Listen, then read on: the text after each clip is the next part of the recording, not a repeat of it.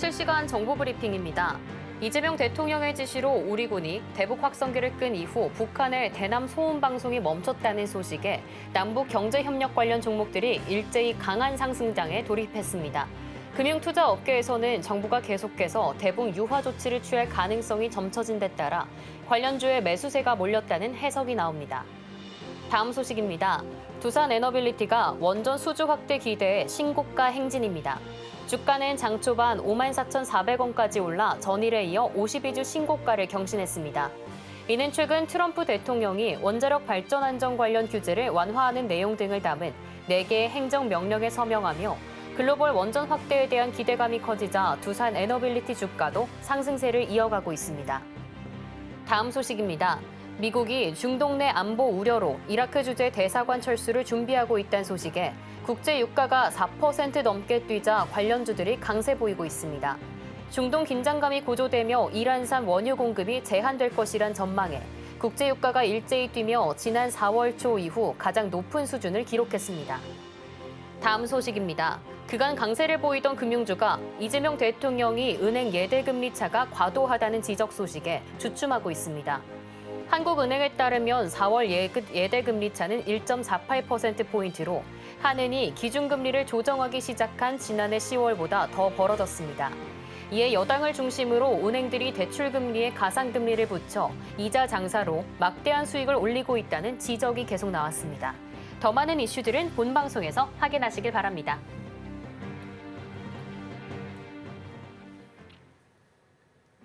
안녕하세요. 더워지는 날씨 맞게 뜨겁게 상승하고 있는 우리 시장 안에서도 오늘도 주식 성공 백서 힘차게 출발해보도록 하겠습니다. 저는 진행을 맡은 고유림입니다. 오늘도 상승 랠리 이어가는 한국 시장입니다. 코스피는 현재 0.73% 상승하면서 2,928선 지나가고 있는데요. 무려 7거래일 연속의 상승세입니다. 특히 오늘은 좀 오전에 주춤하나 했던 이 상승률이 오후장 들어서는 다시금 큰 폭의 상승세로 전환했습니다. 코스닥도 현재는 0.81% 상승하며 792선 터치하고 있습니다. 이러한 상황 속에서 섹터 먼저 보겠습니다. 원자력이 다시금 강세 보여주고 있는데요. 체코원전 수주와 새 정부의 에너지 정책에 따라 원전업계에 대한 긍정적인 투심이 발휘하는 것으로 보여지고 있습니다. 특히 전날에는 이재명 대통령과 체코 총리가 전화가 한다는 점 체크해 보시면 좋을 것 같고요. 또 어제 뉴스로는 국방부가 대북 확성기 방송을 중단한다는 소식이 들려왔습니다. 이에 따라서 남북 관계 개선에 대한 기대가 커지면서 남북 경협 관련주가 상승하고 있습니다.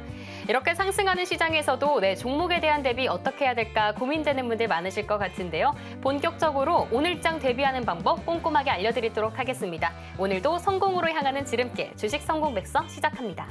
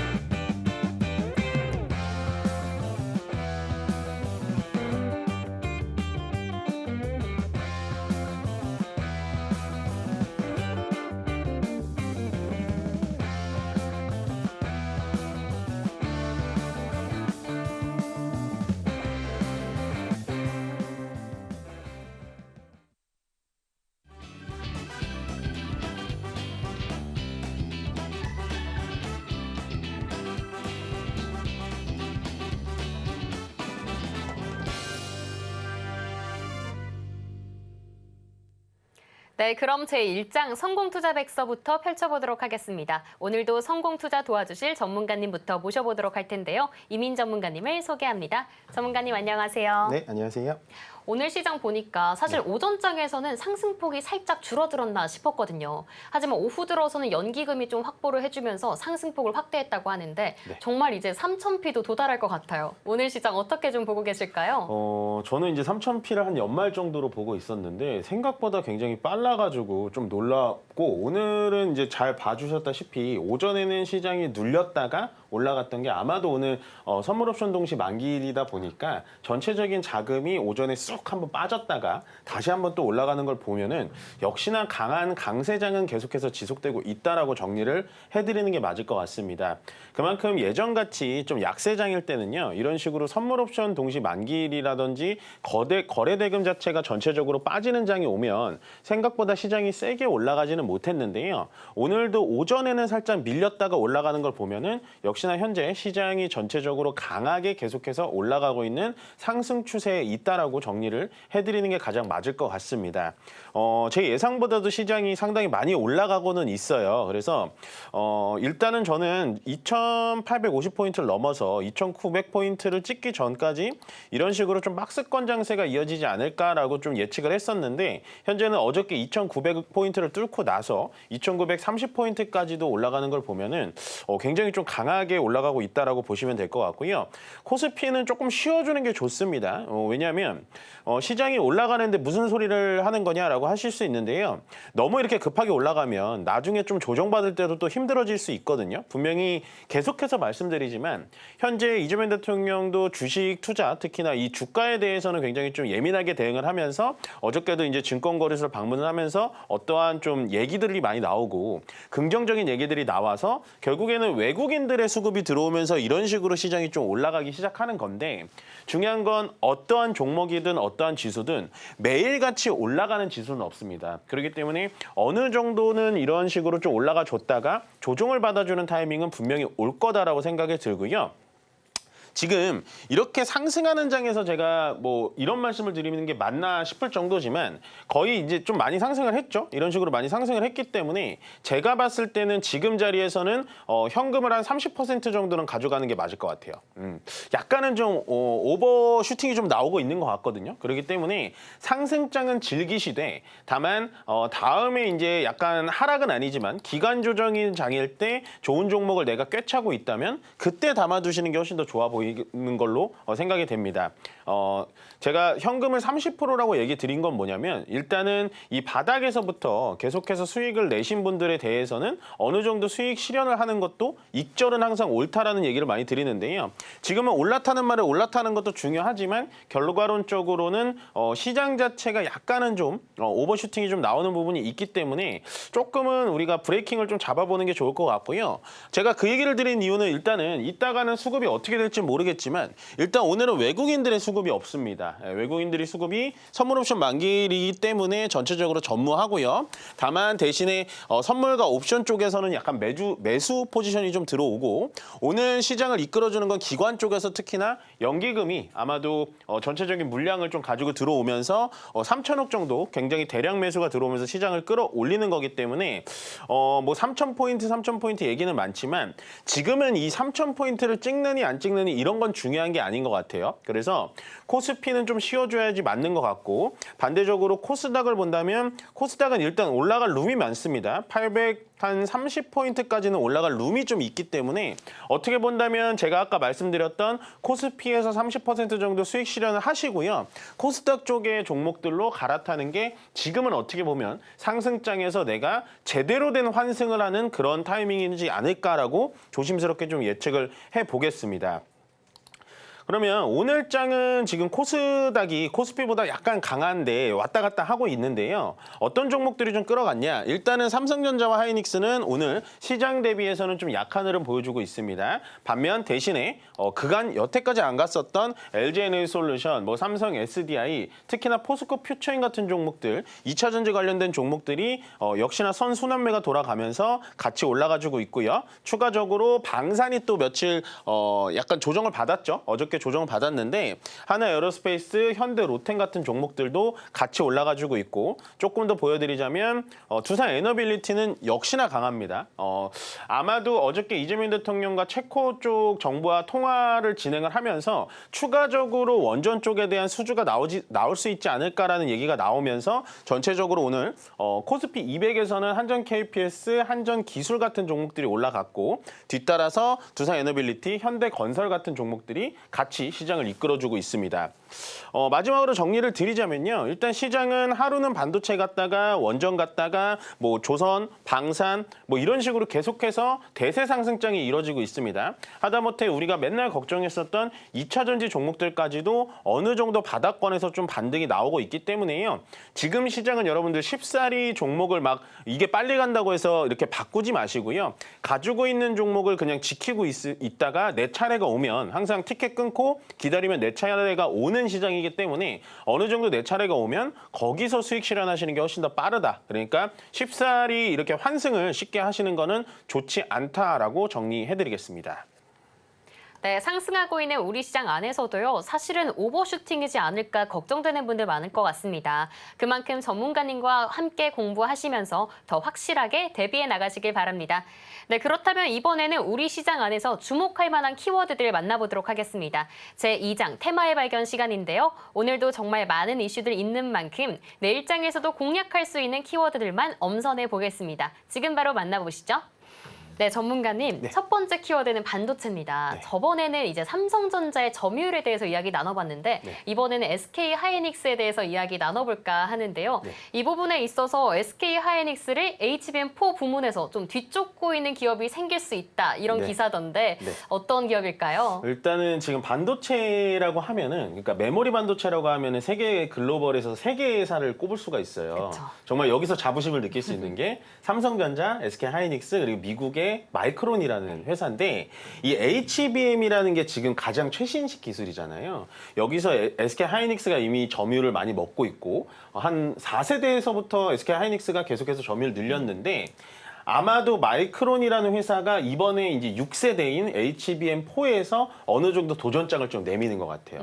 그래서 앞으로 이것 때문에 SK 하이닉스가 주가가 좋지 않을 거다라고 얘기를 드리고 싶은 건 아닌데 그만큼 HBM4에 대해서는 경쟁이 상당히 본격화가 되고 있다는 거 여러분들 좀 확인을 해주셔야 될 것 같습니다. 물론 지금 보시면 마이크론이 지금 뭐 어떻게 양산을 시작해가지고 끝냈다 이건 아닙니다. 현재 HBM4라는 이 반도체는요.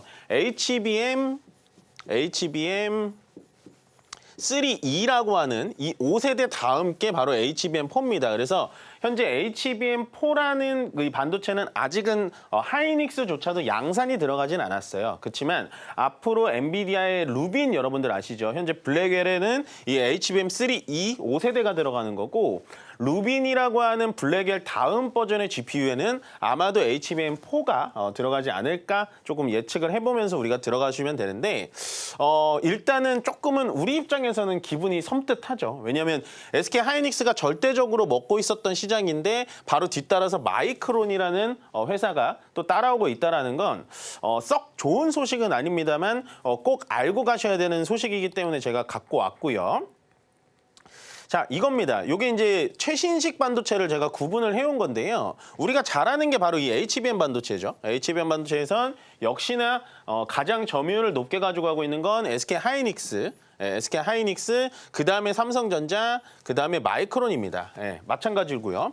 그 다음에 이제 CXL이라는 게 있는데 여기까지 설명에 들어가면은 이제 조금 강의가 길어지니까 요거는 이제 제가 다음 시간에 기회가 되면 좀 말씀을 드리고 그 다음에 요즘에 우리가 소캠이라는 거를 많이 얘기를 하잖아요. 소캠이 여러분들 뭔지를 아세요? HBM은 쉽게 말해서 이 메모리 반도체를 이런 식으로 겹겹이 쌓아가지고 이렇게 고다층으로 만든 게 HBM입니다. 그래서 많은 데이터를 저장시킬 수 있고 많은 데이터를 연산해가지고 내보낼 수 있는 게 바로 HBM이고요. HBM이고 소캠이라는 거는 약간은 좀 얄팍하게 생겼죠. 생긴 거 보면 얇은 칩인데요. 소캠도 마찬가지로 메모리 반도체입니다. 메모리 반도체의 기능도 HBM이랑 거의 비슷해요. HBM과 비슷합니다. 비슷한데요. 어떤 게 다르냐? HBM은 이런 식으로 고다층이기 때문에 GPU 안에 들어갈 수는 없습니다. GPU 옆에 이렇게 GPU가 여기 달려있으면 GPU 옆에 짝꿍처럼 붙어있을 수 있는 게 HBM이고요. 소캠이라는 건 제가 얇다 그랬잖아요. 얇으니까 GPU 안에 들어갈 수도 있고 조금은 용량을 키우면은 GPU 바로 밀접하게 이렇게 붙여가지고 쓰는 게 바로 소캠이에요. 그러면 HBM과 소캠은 현재 어떠한 차이가 있냐? 제가 봤을 때 가장 큰 차이는 기능은 똑같은데 HBM 같은 경우에는 발열이라든지 약간 전력을 많이 먹는 그런 타입이라고 보시면 되고, 왜냐면 데이터를 많이 사용하니까. 소캠 같은 경우에는 발열 걱정이 없고요. 거기다가 전력 같은 경우도 이런 GPU 칩에서 가장 중요한 게 뭐냐면요. 이 칩이 꽂혀 있는 위치입니다. 그래서 HBM은 발열 때문에 살짝 멀리 위치를 해야 되기 때문에 어느 정도 전력이 소모가 좀 많이 되고요. 소캠 같은 경우에는 GPU 안쪽에 들어가다 보니까 저전력에 특화가 돼 있어요. 예, 제가 왜 이 장표를 좀 끌고 왔냐면, 자, HBM에서는 현재 하이닉스가 1등입니다. 누가 봐도 1등이고요. CXL은 아직 모릅니다. 아직 시판이 되지 않았기 때문에 모르고요. 이 소캠이라는 데서는 누가 1등이냐? 우리가 여기서 집중해야 될 건 마이크론입니다. 소캠은 마이크론이 현재 압도적으로 앞서고 있어요. 왜 그러냐? 엔비디아가 어쨌든 AI 데이터 센터, AI 반도체에 대해서는 가장 선두주잖아요. 엔비디아가 HBM 하이닉스 선정을 했기 때문에 하이닉스가 현재처럼 글로벌 기업이 될 수 있었고, 거기에 따라서 소캠이라는 거를 엔비디아가 나중에 루빈이라든지 엔비디아 링크에 달아야 되는데 거기에 마이크론을 공식적으로 선언을 했습니다. 협력사로. 그렇다라는 건 결국엔 HBM4의 경쟁이 본격화가 되면 당연히 SK 하이닉스의 입지는 줄어들 수밖에 없는 거예요. 그거를 엔비디아도 원하고 있고. 그래서 아마도 그것 때문에 오늘 SK 하이닉스가 추가적으로 좀 상승을 할 수 있었는데 좀 떨어진 거 아닌가라는 생각이 좀 들고요. 근데 제가 이제 조금 많이 걱정되는 건 이거예요. 자, SK 하이닉스는 HBM에 대한 기술이 좋고 마이크론이 따라와도 1등 업체는 어느 정도 이렇게 조금 뺏길 수는 있지만 압도적인 입지가 있거든요. 근데 이게 전체적인 이제 D램 점유율입니다. D램에 포함되는 건 뭐 HBM도 포함되고요. 거기다가 삼성전자가 만드는 뭐 D램 메모리 반도체 이런 거 다 포함되는 점유율 추이인데, 잘 보세요. 2023년부터 2024년 그냥 2025년입니다. 삼성전자의 점유율이 2023년 4분기부터 어떻게 되나요? 계속해서 떨어지죠. 그 반면에 여기서부터 4분기서부터 SK 하이닉스는 어떻게 되나요? 점점 올라가죠. 이거는 HBM 때문. HBM의 역할이 큽니다. 그 다음에 마이크론은 어떻게 됐나요? 계속해서 올라가고 있죠. 결국에는 제가 걱정되는 건 현재 삼성전자의 점유율은 SK 하이닉스가 따라잡은 건 오케이. 왜냐? 우리나라끼리 싸움이니까. 이거는 괜찮습니다. 근데요, 현재 마이크론이 이 10%대에서 20%대로 올라왔다는 게 상당히 걸리적거린다는 거죠. 그래서 제가 봤을 때는 지금 SK 하이닉스도 어느 정도의 압박은 받을 수 있겠지만 가장 걱정되는 건 현재 삼성전자는 HBM4를 시작하지도 못하고 있어요. 아직도 실험 중입니다. HBM4 원C라는 거를 하고 있는데, 그래서 마이크론에 대해서 이렇게 많이 따라왔다라는 건 삼성전자가 저는 아직도 믿고는 있습니다만 믿고 싶기도 하고요. 그래서 삼성전자의 앞으로의 좀 행보에 여러분들 좀 많이 응원을 좀 해주셨으면 좋겠다라고 정리를 해드리고 싶고요. 그럼 관련 종목을 좀 봐야겠죠. 일단은 이 마이크론에 관련된 종목을 본다라기보단 마이크론에 의해서, 특히 HBM에 의해서 지금 제가 말씀을 쫙 드렸잖아요. HBM에 관련된 종목들을 좀 살펴봐야 됩니다. 일단은 한미반도체. 예. 어떤가요? 왜 한미반도체를 제가 찝어왔을까요, 여러분들? 예, 한미반도체라는 종목 자체는요. 지금 이걸로 보면 안 되고 주봉으로 볼게요. 과거에 어땠나요? 엄청 좋았죠? 이런 식으로 이렇게 올라갔습니다. 이때 뭐 했냐? SK 하이닉스랑 함께 HBM 3세대부터 같이 TC 본더라는 장비를 만드는 회사예요. TC 본더. 말 그대로 본더라고 하면 좀 어렵잖아요. 본드라고 생각하시면 돼요. 칩을 붙여서 쌓아 올려야 되기 때문에 그거를 본드로 붙이는 장비를 만드는 게 바로 이 한미반도체다. 쉽죠? 근데 얘가 결국에는 고점을 찍고 나서 쭈루루루 빠졌다가 다시 반등했다 또 떨어질 때, 요때 본다면 왜 그러냐? 경쟁사가 나타납니다. 한화 비전이라고 하는, 예, 상장돼 있는 거 하나 비전이지만 실제로 하나 세미텍이라는 회사가 나타나면서 SK 하이닉스가 약간은 TC 본더 장비라고 하는 걸 한화에게도 주고 한미반도체에도 주면서 주가가 살짝 조정을 받았어요. 근데 제가 왜 한미반도체를 갖고 왔냐? 마이크론에 지금 아까 HBM4를 만든다 그랬잖아요. 마이크론의 TC 본더 장비를 납품하는 회사가 바로 이 한미반도체입니다. 예, 벌써 50대 대형 계약 수주를 따냈고요. 거기에 따라서 한미반도체는 하이닉스에도 납품할 수 있고 마이크론에도 납품할 수 있는 굉장히 좋은 포지션을 좀 얻어냈다. 하나비전은 지금 납품을 못하고 있습니다. 그래서 지금 제가 봤을 때는 일단 기술적으로 봤을 때도 한미반도체는요. 이렇게 내려와가지고 지금 가격 조정을 다 받았어요. 가격 조정 다 받았고 여기서 반등했다가 다시 한번 내려와서 이런 식으로 박스권을 그렸는데 이건 기간 조정까지 다 받은 거거든요. 만약에 지금 아직은 해결되지 않았지만 보시면 여기 200일선까지 한번 뚫어가지고 주가가 위쪽으로 상승을 해준다면 그때부터는 한미반도체의 주가는 분명히 위쪽으로 상승할 가능성이 높아 보인다. 제가 다시 한번 말씀드리지만 한미반도체는 현재 SK 하이닉스와 마이크론의 둘 다 TC 본더 장비를 납품할 수 있는 국내 유일한 업체입니다. 그 정도로 기술력이 굉장히 좋은 업체고요. 자, 한미반도체 에이 뻔한데요? 하실 수 있는데 그 다음 기업은 테크윙이라는 기업이에요. 주가의 위치는 일단 어떤가요? 네. 주가 위치보다 일단 이 기업의 설명을 해드리자면 테크윙도 마찬가지로 HBM 장비 관련입니다. 예, 근데요, 여기서 여러분들 체크해야 될 게 뭐냐면 아까 한미반도체는 HBM을 제조하는 장비고요. HBM에서 가장 중요한 게 뭐냐? 바로 후공정입니다. 후공정. 반도체라는 건 전공정과 후공정이 있는데요. 전공정은 말 그대로 웨이퍼를 쌓고 붙이고 반도체를 만드는 거고 후공정이 더 훨씬 중요해요. 왜냐? 제품의 이상, 그다음에 제품이 발열이 제대로 나는지 아니면 제품이 작동이 제대로 하는지 이 검사 장비가 굉장히 중요한데 그거를 테크윙에서 다 합니다. 예, 검사 장비하고 핸들러 장비라는 게 있는데요. 핸들러 장비는 뭐 하는 거냐? 반도체가 제가 말씀드렸죠. 칩이 이렇게 쌓여 있는 거잖아요. 그 칩을 하나하나 꺼내서 미세하게 꺼내가지고 검사하는 게 바로 핸들러 장비고 그다음에 프로버 장비라는 게 있어요.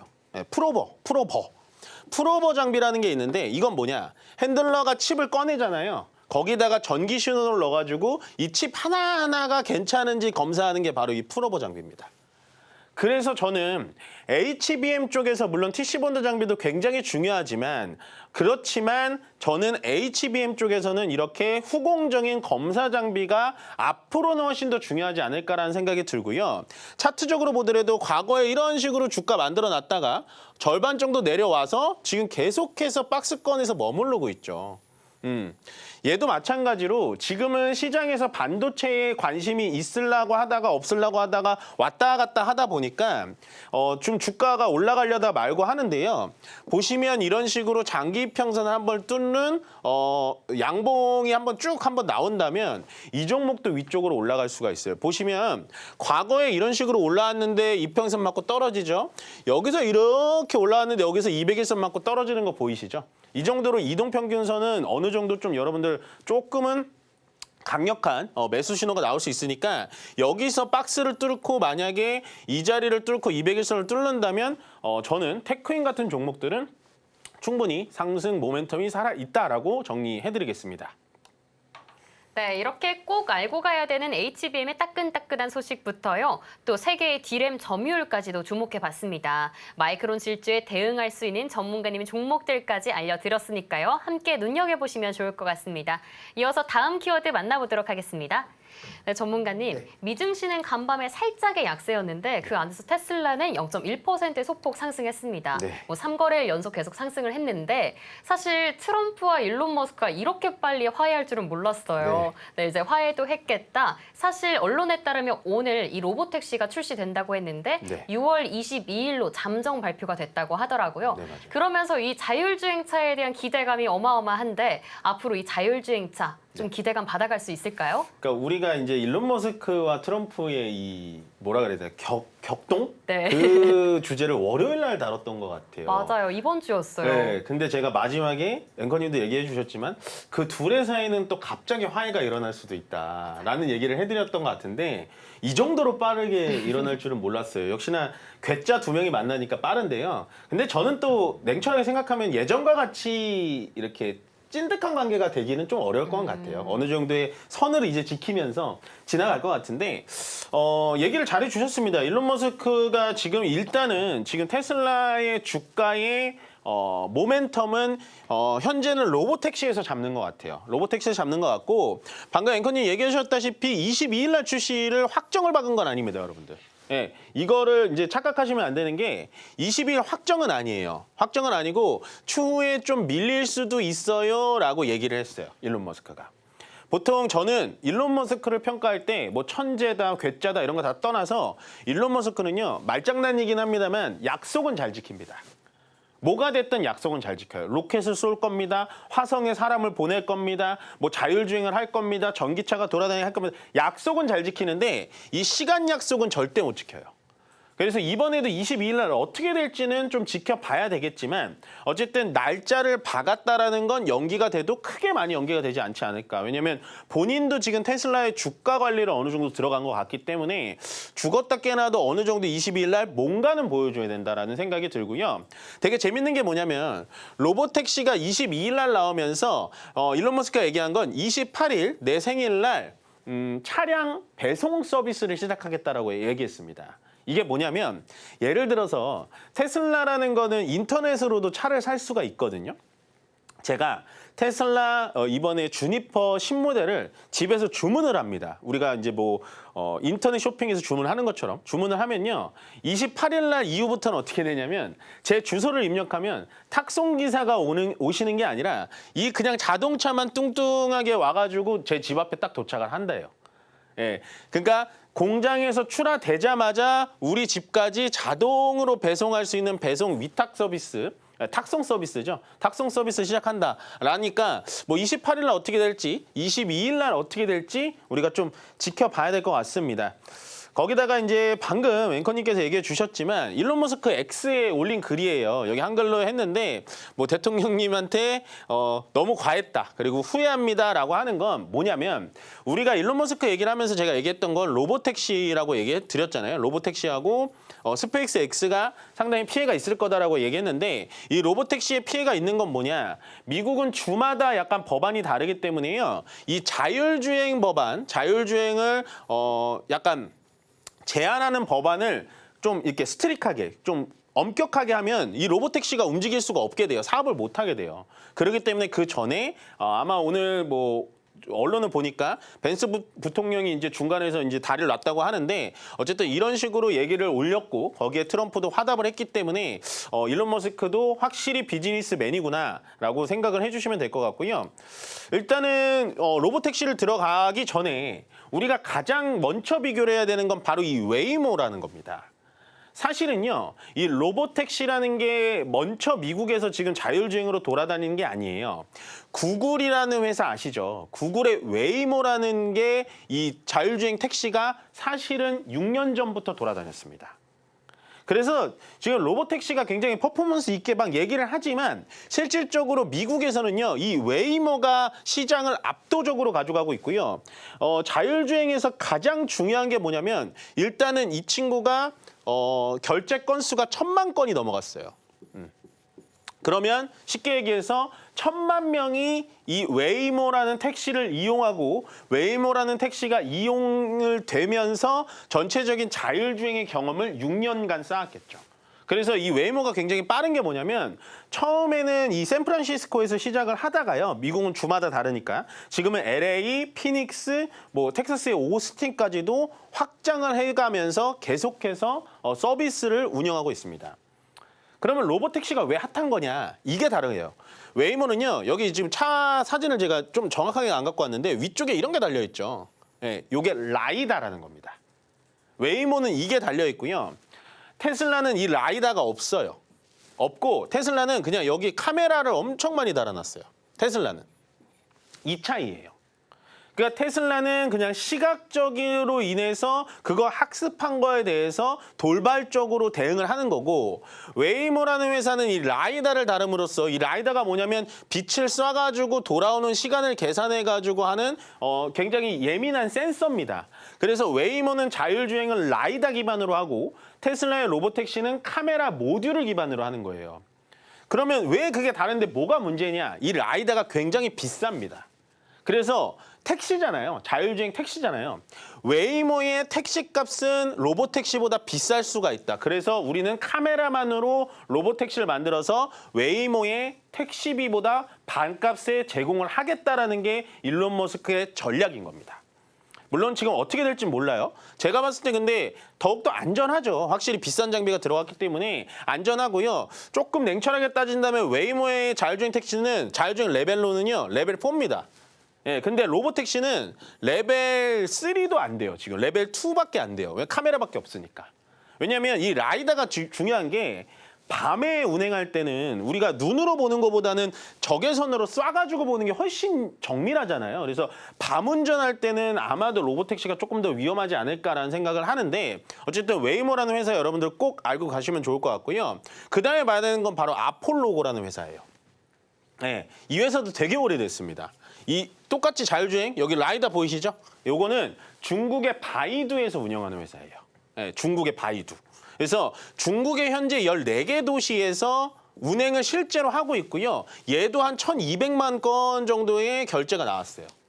예. 그러면 결국엔 로보택시는 선발주자가 아니라 후발주자구나. 3등입니다. 3등. 다만 둘 다 라이더가 있는 상태에서 운행을 하는 거고요. 얘는 라이더가 없이 우리는 저가로 승부하겠다. 라고 정리를 해드리면 될 것 같아요. 보시면 여기 레벨 4 나와 있죠? 레벨 4. 얘는 레벨 2입니다. 로보택시는 레벨 2? 지금 이번에 나오게 되면 뭐 레벨 3까지 올라간다라고 하는데 일단은 나와봐야 알 것 같고요. 그 정도로 로보택시는 좀 정리를 해드리면 될 것 같아요. 결국엔 로보택시를 지금 일론 머스크가 계속해서 밀어붙이고 좀 정당화하는 건 결국에는 가격적인 측면에서 우리가 좀 이겨낼 수 있다라고 말씀을 드릴 것 같고요. 일단은 로보택시가 나오면 제가 봤을 때는 가장 좀 수혜주라고 볼 수 있는 건 대형 종목 중에서는 현대차입니다. 현대차. 네, 현대차. 사실은 제가 그렇게 좋아하지는 않아요. 왜냐하면 이 자동차 종목을 좋아하시는 분들도 많은데 일단은 차트적으로는 지금 매력적인 포인트가 단 한 개도 없습니다. 계속해서 더 떨어지지만 않을 뿐 올라갈 만한 모멘텀이 없어요. 왜냐하면 뭐 현대차로 조금 들어가자면 관세 여파 있죠. 관세 여파 있고 그다음에 뭐 저 전기차 판매 저하 아이오닉 그런 못 만들고 있다라고 하는데 그러면 멘토님 왜 이 현대차를 갖고 왔냐? 구글의 웨이모 있잖아요. 구글의 웨이모가 이 자율주행 차량을 지금 한 2,000대 정도 더 늘립니다. 그러면 현대차랑 MOU를 맺었어요. 아이오닉이라고 여러분 아시죠? 아이오닉 5를 구글 웨이모 전용 자율주행 택시로 선정을 했습니다.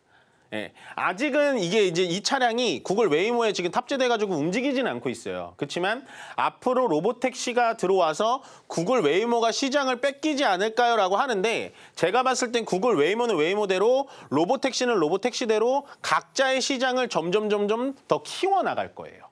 그렇게 되면 구글 웨이모의 아이오닉 차량에 대한 발주는 점점 늘어날 수 있다라고 정리를 해드리면 될 것 같아요. 그래서 현대차에 관련된 모멘텀이 어느 정도 좀 나올 수 있을 것 같고요.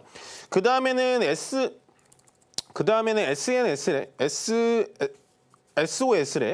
SOS랩인데요. 이게 뭐냐면 아마 이 종목은 여러분들 약간 이제 상장된 지는 그렇게 오래되지는 않았어요. 보시면 상장되고 나서 주가가 쭉 밀렸잖아요. 밀렸다가 이런 식으로 올라와서 다시 한번 주가에 반등폭을 주고 있거든요. 아직도 올라갈 모멘텀은 제가 봤을 때 있을 것 같습니다. 이 회사가 뭐냐면 아까 제가 구글 웨이모랑 이제 바이두 회사의 자율택시를 얘기하면서 뭘 얘기했나요? 라이다. 라이다가 자율주행에서는 가장 핵심적이거든요. 이 회사가 국내에서 유일하게 라이다를 제작하는 회사입니다. 그래서 자율주행 테마가 붙으면은 종목이 올라갈 수가 있어요. 그러면 이렇게 물어보실 수 있죠? 아니, 아까 로보택시는 라이다가 없다며요. 카메라만 사용한다며. 제가 말씀드렸죠. 로보택시가 들어옴으로써 자율주행 택시에 대해서 시장은 점점 커질 수밖에 없습니다. 그렇기 때문에 저는 이런 SOS랩 같은 국내 유일의 라이다를 만드는 기업들이 앞으로도 좀 성장할 가능성이 있을 것 같고요. 신규 종목이라서 조금 두려우실 수는 있겠지만 이 종목 차트적으로 본다면 굉장히 좀 안정적이지 않나요? 처음에 상장했을 때는 2만 원대에 상장을 했지만 충분히 가격 조정은 받았어요. 한 5분의 1 가격까지 떨어졌다가 다시 올라왔다가 지금 이 바닥 라인을 한 번도 침범을 하지 않았죠. 예, 추가적으로 내려가긴 했지만 다시 한번 이렇게 올라오는 반응 속도를 본다면 전체적으로 이 종목 자체는 이런 식 한 15,000원 라인만 넘어간다면 추가적인 상승이 충분히 나올 수 있습니다. 다만 SOS랩은 아직까지는 이 라이다 산업에 대해서 수익을 낼 수 있는 기업은 아니에요. 재무제표를 보시면 적자폭이 좀 있기는 합니다만은 저는 그래도 앞으로 미래 먹거리인 자율주행 쪽에서의 특히 라이다 쪽에서의 가장 관심 종목은 SOS랩이다라고 정리를 해드리겠습니다. 네, 이렇게 테슬라의 로보택시 요즘 기술력을 입증하는 영상들도 나와주고 있고요. 시장에서 기술적인 기대감도 높이고 있습니다. 그만큼 그동안 부진했던 자동차 업종 안에서도 옥석 가리기 잘 하셔야 될 것 같은데요. 오늘 전문가님의 선물 같은 종목들까지 함께 알아가시길 바랍니다. 그럼 이어서 마지막 키워드 만나보도록 하겠습니다. 네, 전문가님. 네. 마지막 키워드는 화장품입니다. 네. 저희가 수출 얘기 많이 했었잖아요. 네네네. 그러면서 화장품에 대한 질문들도 많이 드렸던 걸로 기억하고 있는데 네. 요즘 이 화장품이 뭐 동남아뿐만 아니라 이젠 유럽 시장까지 공략한다고 하더라고요. 그쵸. 관련해서 좀 어떻게 공부해 볼까요? 일단은 뭐 앵커님도 피부에 대해서는 관심이 좀 많죠. 많으시죠? 근데 집에 혹시 그 뷰티 홈 디바이스 이런 거 있으세요? 그거 흥미는 있는데 아직 네. 갖고 있진 않아요. 아, 그래요? 근데 추후에 구매하실 의향은 좀 있으시죠? 네, 많이 이렇게 있어요. 피부과를 가는 것보다 조금 더 간편하니까요. 그쵸. 그렇죠. 지금은 아직은 안 사셔도 될 것 같은데 어쨌든 지금은 화장품 시장이 이제는 어디까지 이어지게 되냐. 원래는 우리나라 K-뷰티라고 해서 화장품에 관련돼서 상당히 많이 시장 점유율을 갖고 있다가 이제는 K-뷰티 디바이스 시대입니다. 이게 뭐냐면요. 화장품을 그냥 얼굴에 바르는 게 아니라요. 그 화장품이 피부에 조금 더 침습이 될 수 있게 도와주는 기계들이 이렇게 돼 있는 거예요. 그래서 여러분들 요즘에 우리가 갖고 있으면 좋겠지만 갖고 있지 못한 종목 APR이라는 종목이 어디까지 올라가는지 여러분들 보시면은 충분히 제 말을 이해를 하실 것 같고요. 보시면은 이제 이 전체적인 이 디바이스에 대해서는 매출 이 포지션을 제가 찾아보질 못해서 APR의 이 사업부별 매출만 좀 찾아봤는데 보시면 APR이 사실은 이 디바이스만 만드는 회사는 아니에요. 메디큐브라든지 에이프릴 스킨 같은 이런 화장품이 원래 주력입니다. 근데 지금 비중이 어떻나요? 화장품도 거의 반, 그다음에 디바이스도 반 팔고 있죠. 네. 그러니까 화장품을 괜찮은 화장품을 개발을 하면 디바이스는 따라서 산다라는 거예요. 왜냐하면 그 정도로 한국인에 대한 피부에 대한 관심, 거기다가 한국인들이 정말 피부가 좋구나라고 하면서 외국인들의 관심까지 엄청나게 성장을 해줄 수 있다. 앞으로도 저는 APR이라는 종목은 조금 많이 올라갈 것 같고요. 보시면 다 계속해서 APR 관련된 그런 도표긴 한데요. 자, 어떻습니까? 화장품 이 정도? 예. 그다음에 부스터 프로라고 하는 이게 디바이스 기기거든요. 화장품이랑 디바이스 기기 소비액이 똑같죠. 네. 그러면 요즘 이제는 화장품을 사면 디바이스 기기도 거의 사 간다라는 거예요. 이게 APR이 어느 정도까지 지금 기술이 발전했냐면 제가 찾아보니까 피부로 이 디바이스 기기하고 제 거 핸드폰하고 연결을 해놓으면 디바이스 기기가 이런 식으로 피부에 문질러 주면서 현재 피부 상태까지도 이 알림 앱으로 알려줍니다. 아, 지금 주인님 오늘 조금 건조해가지고 피부가 많이 건조한 것 같은데요? 라든지 아니면 미세먼지가 많은 날 이 기기가 딱 알아채고 아, 미세먼지가 얼굴에 많이 묻어있으니까 세안을 한번 더 하세요. 이런 식으로 하는 지금 어플리케이션까지 개발을 했고요. 보시면 이 전문 케어라는 건 피부과를 찾아가는 겁니다. 당연히 한번 찾아갈 때마다 값이 비싸니까 이 정도밖에 없는데 제가 보고 싶은 건 이제는 화장품에 지출하는 소비액과 이 디바이스에 소비하는 이 지출액이 똑같다 라고 보시면 되고 그 다음에 이거예요. 핵심적인 포인트는 이제는요. 모든 주식을 여러분들 선택하실 때 내수, 내수, 국내 이런 거 별로 이미지 뭐랄까 임팩트 없습니다. 이제는 해외 매출이에요. 보시면 어떤가요? 해외 매출이 쭉 올라가죠. 예, 그 중에서 가장 진한 거 요거 미국이고요. 예, 그 다음에 또 진한 거 뭡니까? 일본입니다. 일본만 예를 들면요. 작년 대비해서 이 디바이스 매출액이 4배가 늘었어요. 그렇다는 건 앞으로도 제가 봤을 땐 이제는 화장품도 화장품이지만 피부 미용 의료기기 쪽으로 여러분들 아이디어를 선택을 하신다면 굉장히 많은 수익을 볼 수 있는 그런 아이템이지 않을까라는 생각을 하고요. 저는 그렇기 때문에 이 APR이라는 게 지금 제목에는 제2의 APR 뭐 이렇게 나와 있지만 앞으로는 원래 우리가 옛날에는 아모레퍼시픽이라 됐던 LG생활건강이 됐던 이런 회사들이 화장품계에선 대장주였거든요. 근데 이제는 제2의 대장주는 APR이 되지 않을까라고 조심스럽게 좀 예측을 해보겠습니다. 종목을 좀 살펴볼게요. 종목을 보자면 일단 첫 번째 종목은 동국제약입니다. 예, 동국제약. 여러분들 동국제약하면 아니 제약회사를 왜 얘기하지? 라고 하실 수 있는데 이거 아시는 분 계세요? 동국제약의 가장 히트 상품. 히트 상품 마데카솔. 예. 마데카솔이 요즘에 이제 후시딘한테는 좀 밀리긴 했거든요. 예. 마데카솔을 만들어가지고 굉장히 유명해진 회사입니다. 근데 우리가 가만히 생각을 해보세요. 마데카솔이 뭐 하는 건가요? 흉터를 치료해주는 거죠. 피부를 재생시켜주는 겁니다. 그래서 여기서 동국제약이 아이디어를 써가지고 뭘 했냐? 마데카 솔이 아니고 마데카 크림을 만듭니다. 엄청 잘 팔려요. 마데카 크림. 그래서 이게 지금 현재 누적 판매가 한 6,800만 개 정도 된다고 해요. 이게 엄청 많이 팔리는데 제가 아까 뭐라 그랬죠? APR이 수직 상승하면서 했던 게 메디큐브를 잘 파니까 디바이스로 넘어왔다라고 했잖아요. 마데카 크림이 잘 팔리니까 이제 동국제약에서 뭘 하냐? 만들었어요. 네, 홈뷰티 디바이스를 만들었습니다. 뭘 만들었냐? 마데카 프라임. 네, 제가 이름이 잘 생각이 안 나는데 마데카 프라임 디바이스라는 거를 마데카라는 이름을 계속 써요. 마데카 프라임을 써가지고 이게 지금 작년에 한 200억 정도 팔았다고 하더라고요.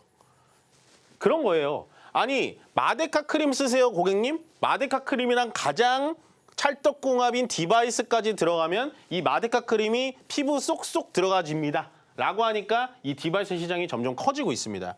그래서 동국제약 같은 경우는 조금 제가 봤을 때는 지금 박스권이에요. 보시면 여기가 지금 전고점이 이런 식으로 다 매물대가 이런 식으로 물려 있거든요. 딱 여기 맞고 지금 떨어질 느낌이죠. 예, 이번에도 맞고 떨어질 가능성이 높습니다. 그러면 맞고 떨어질 때 뭐 해야 되죠? 떨어질 때 주워 담아도 되는 거죠.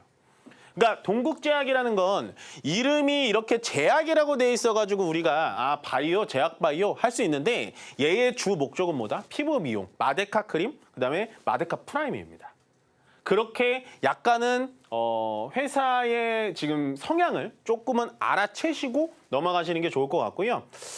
그 다음 기업은 조금 부담스럽긴 한데 이거만큼 좀 좋은 기업은 없는 것 같아가지고 요거는 조금 제가 말씀드리기 부담스럽습니다. 왜 그러냐면 주가가 많이 올라갔죠. 예, 사실은 이런 거는 제가 말씀을 잘 안 드리는데 그래도 클래시스만한 기업은 없어요. 아마도 피부과를 뭐 자주는 안 다니시더라도 슈링크라는 거 많이 들어보셨을 겁니다. 굉장히 아프다고 많이 말을 들었어요. 슈링크라는 걸로 대박이 났던 회사죠. 슈링크가 뭐냐? 의료기기, 저주파 의료기기. 이게 맞으면 되게 아프다고 하더라고요. 그러니까 의료기기인데 얘는 말 그대로 의료기기이기 때문에 피부과에서만 사용하는 거예요. 개인이 사용할 수가 없었습니다. 근데 이 슈링크라는 게 대박이 나다 보니까 클래시스가 어떻게 했겠습니까? 개인용 디바이스를 만들기 시작해요. 개인용 디바이스. 볼류머. 예. 볼류머라는 걸 볼리움이라는 걸 만듭니다. 볼리움. 이름이 상당히 어려워서 저도 많이 틀리는데 볼리움이라는 걸 만듭니다. 거기다가 이 클래시스가 요즘에 뭐 하고 있나요? 볼리움은 슈링크랑 약간 이름이 좀 다른 것 같잖아요. 지금 여러분들 집 앞에 있는 올리브영 가면 뭐가 있냐? 슈링크 제가 별거 공부하다 다 알았는데 슈링크 RX라는 걸 만들었어요. 이게 뭐냐면 제가 말씀드렸죠. 이 의료기기는 이 고주파를 넣으면서 피부를 당겨주는 건데 이 슈링크 RX 지금 초록창에 검색해보시면 이렇게 패치처럼 끼는 거예요. 그런 거를 만들어가지고 결국엔 볼륨까지 가게 만드는 게 현재 클래시스입니다. 다만 주가의 상승 모멘텀이 거의 끝나지 않았나라고 하는데 언제까지 갈지 모르겠어요. 그렇지만 제가 봤을 때는 계속해서 가는 종목은 갈 수밖에 없습니다. 이 종목에 대해서는 여러분들 저는 아직도 좀 괜찮다고 생각을 하니까 추세는 끝나지 않았다고 생각하니까 피부 하면은 클래시스하고 동국제약 꼭 기억해 주시기 바라겠습니다. 네, 한국에서는 이젠 익숙한 뷰티 디바이스 기기, 이제는 전 세계 화장대에 올라가고 있습니다. 그만큼 제2의 APR이 될 종목들이 궁금하셨을 것 같은데요. 오늘 전문가님이 그 힌트들 잔뜩 드렸으니까요. 함께 추적해 나가시길 바랍니다. 네, 그럼 오늘의 테마화 종목은 어떤 게 있는지 보기 쉽게 정리해 드릴게요.